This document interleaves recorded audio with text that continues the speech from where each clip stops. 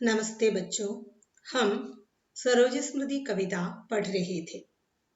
तो पिछली कक्षा में हमने देखा कि सरोज के विवाह के बारे में नानी और निराला सोच रहे थे। तो विवाह के बारे में सोचते ही निराला को याद आया कि वो कन्याकुब्ज कुल के ब्राह्मण हैं।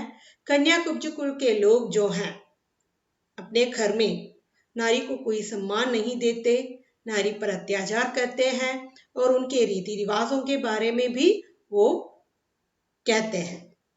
तो आइए देखेंगे निराला आगे क्या कहना चाहते हैं। वे जो यमुना के से कछार फटे बिवाई के, उधार खाए के मुँह ज्यों पिए तेल, चमराउंधे जूते से सकेल निकले, जी लेते खोर गंध, उन चरणों को मैं यथा अंध, कल क्षण प्राण से रहित व्यक्ति हो पूजो ऐसी नहीं शक्ति।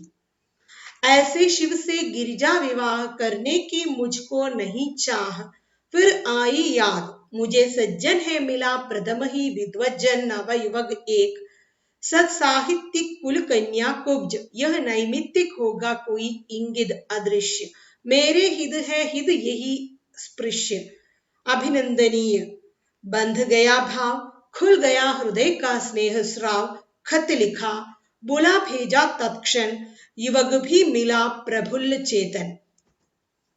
बोला मैं हूं रिक्त हस्त, इस समय विवेचन में समस्त, जो कुछ है मेरा अपना धन पूर्वज से मिला, करूं अर्पण यदि महाजनों को तो विवाह कर सकता हूं, पर नहीं चाह मेरी ऐसी, दहेज देकर मैं मूर्ख बनूं यह नहीं सुखर, बारात बुलाकर मिथ्या व्यय मैं करूं नहीं ऐसा सुसमय, तुम करो ब्याह तोड़ता नियम मैं सामाजिक योग के प्रथम लग्न के, पढ़ूंगा स्वयं मंत्र यदि पंडित जी होंगे स्वतंत्र, जो कुछ मेरे वह कन्या का, निश्चय समझो कुल धन्या का। तो पहले हम देखेंगे शब्दों के अर्थ। वे जो यमुना कैसे कछार पद फटे बिवाई के, उधार खाए के मुँह ज्यों पिए तेल, चमराउंधे जूते से सकेल निकले, जी लेते खोर गंध, उन चरणों को मैं यथा अंध, कल क्षण प्राण से रहित व्यक्ति हो पूजो ऐसी नहीं शक्ति।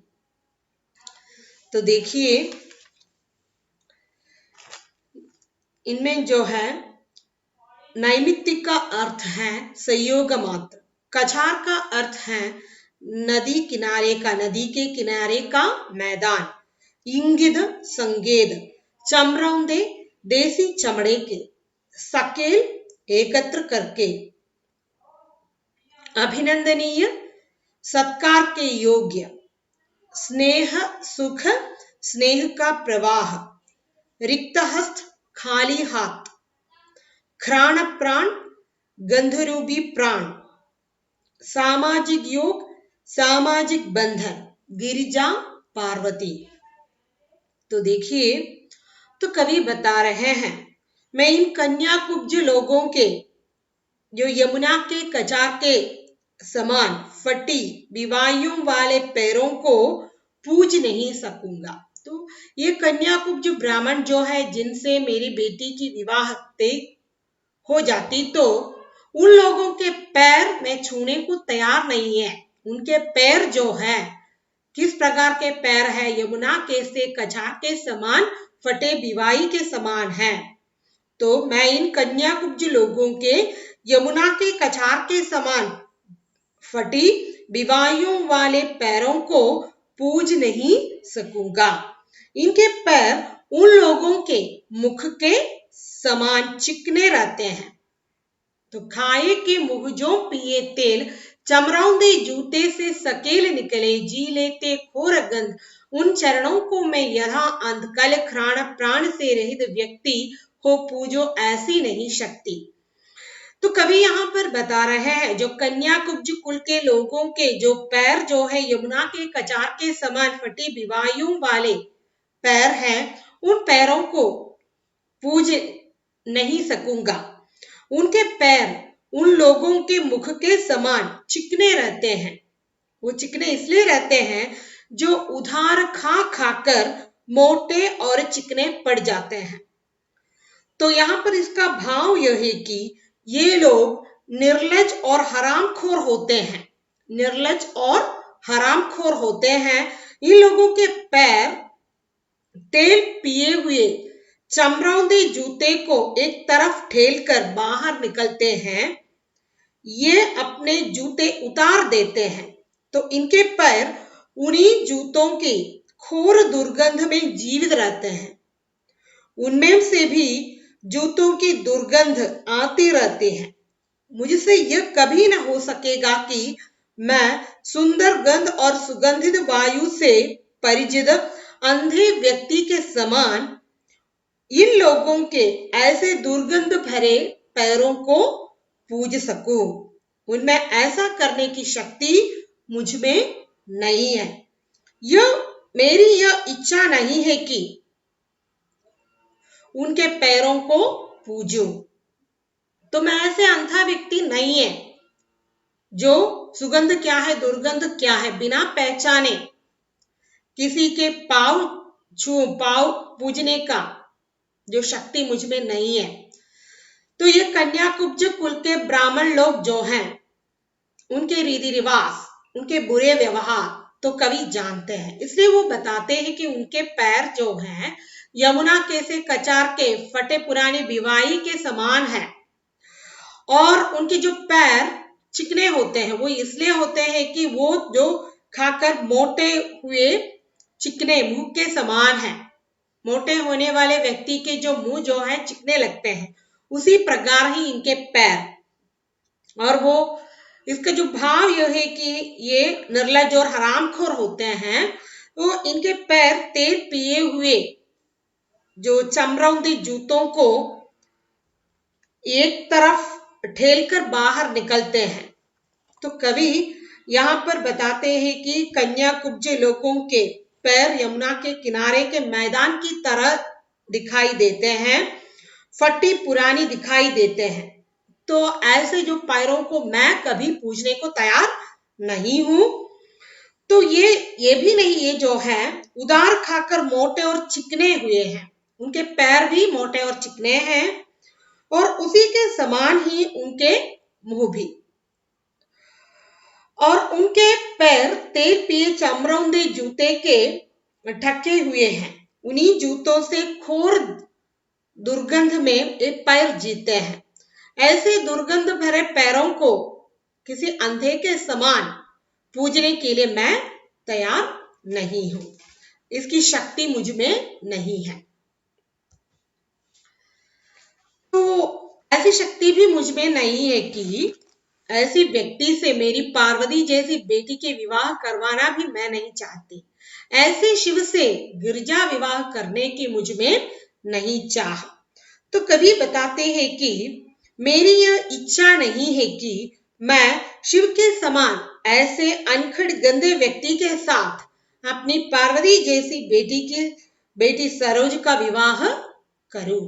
तो मुझ में ऐसी इच्छा भी नहीं है कि मेरी पार्वती जैसी बेटी का विवाह ऐसे जो कुल के वर के साथ करूं। फिर याद मुझे सज्जन है मिला प्रथम ही विद्वजन नवयुवक एक सा साहित्यिक कुल कन्याकुब्ज। यह नैमित्तिक होगा कोई इंगित अदृश्य। मेरे हित है हित यही स्पृश्य अभिनंदनीय।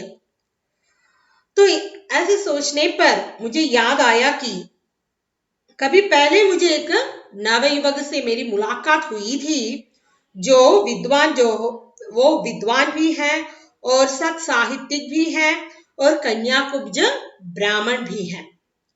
और वास्तव में वह किसी अदृश्य व्यक्ति के संकेत से और देवी प्रेरणा से ही वो व्यक्ति मुझे मिला है। अतः अपनी भलाई के लिए मुझे वही वंदनीय या स्वागत योग्य लगा। उसी व्यक्ति ही मुझे स्वागत योग्य लगा। उस नवयुवक का विचार मन में दृढ़ हो गया। मेरे हृदय का सारा जो स्नेह उस युवक के प्रति सहसा उमड़कर प्रकट होने लगा। बंध गया भाव, खुल गया हृदय का स्नेह प्रवाह। तो मैंने क्या किया, फिर क्या था, पत्र लिखकर मैंने उस नवयुवक को बुला दिया, खत लिखा, बुला भेजा। तत्क्षण युवक भी मिला प्रफुल्ल चेतन। तो वो युवक भी आकर अत्यधिक प्रसन्न मन से मुझसे मिला। तो कवि बता रहे हैं, जो यमुना के से कचार के समान फटे हुए दिल वाले ये कन्याकुब्ज ब्राह्मण के पैरों को पूजने के लिए मैं तैयार नहीं हूं। इन लोगों के पैरों से बदबू आते ही रहते हैं, तो उसके मन भी कलुषित होंगे। ऐसे व्यक्ति के सामने सिर झुकाना मैं नहीं चाहता, और मुझ में यही चाह भी नहीं है कि मैं अपनी पार्वती जैसी बेटी का विवाह ऐसे कन्याकुब्ज कुल के किसी युवक के साथ कर लूं। तो इस प्रकार चिंतन मग्न रहते समय मुझे ऐसे एक सज्जन की याद आई, जिसे मैंने पहले मिल चुका है। वो तो एक सुंदर युवक है, साहित्य पर भी उन्हें प्रेम है, और वो कन्याकुब्ज के ब्राह्मण है। किसी देवी प्रेरणा से ही मेरी मुलाकात उनसे हुई है, किसी अदृश्य शक्ति की प्रेरणा से ही उनसे मेरी मुलाकात हुई है। तो मुझे ऐसा लगा कि यही मेरे लिए हितकर है। तो वही व्यक्ति, वही युवक जो है स्वागत योग्य लगा मुझे, और उस युवक के विचार जो है मेरे मन में दृढ़ हो गया। मेरे हृदय का जो सारा प्यार, सारा स्नेह उस युवक के प्रति सहसा उमड़कर प्रवाहित होने लगा। और मैंने क्या किया, उस समय ही उस युवक को खत लिख के बुला भेजा। तो वो युवक भी अत्यधिक प्रसन्नता के साथ मुझसे आके मिला। बोला, मैं हूं रिक्त हस्त, इस समय विवेचन में समस्त, जो कुछ है मेरा अपना धन पूर्वज से मिला करूं अर्पण। यदि महाजनों को तो विवाह कर सकता हूं, पर नहीं चाह मेरे ऐसी दहेज देकर मैं मूर्ख बनूं, यह नहीं सुखर। बारात बुलाकर मिथ्या व्यय मैं करूं नहीं ऐसा सुसमय। तुम करो ब्याह तोड़ता नियम, मैं सामाजिक योग के प्रथम लग्न के पढ़ूंगा स्वयं मंत्र। यदि पंडित जी होंगे स्वतंत्र, जो कुछ मेरे वो कन्या का निश्चय समझो कुल धन्या का। तो वो युवक आकर मुझसे मिला, तो मैंने उस युवक से स्पष्ट कहा कि, क्या कहा, मेरे हाथ एकदम खाली है, मेरे पास तुम्हें देने को कुछ भी नहीं है। अर्थात मेरे पास धन नाम की कोई चीज नहीं है, अतः देने दिलाने को मेरे पास कुछ भी नहीं है। हाँ, जो पूर्वजों से प्राप्त मेरा जो अपना धन है, अपनी जो संपत्ति है, वो मैं अवश्य ही तुम्हें दे सकता हूं। फिर यदि महाजनों को पूर्वजों से मिला खर अर्पित करके ऋण ले लूं, तो मैं धनवानों में भी विवाह कर सकता हूं। तो किसी बड़े बड़े अपने पूर्वजों से मिले हुए धन को मैं अर्पित कर सकता हूं। और यह भी नहीं, यदि मैं किसी महाजनों से पैसा देकर खर गिरवी रखकर ऋण लेकर भी मैं तुझे दे सकता हूं। तो इस प्रकार ऋण लेते हुए पैसों से मैं अपनी बेटी का विवाह जो बड़े धन वाले व्यक्ति से कर सकता हूं, पर दहेज देकर पुत्री का विवाह करने और मूर्ख बनने की मेरी बिल्कुल इच्छा नहीं है। विवाह के नाम पर घर पर बारात बुलाकर फिजूल खर्च करो, ऐसी इच्छा भी मेरे मन में नहीं है।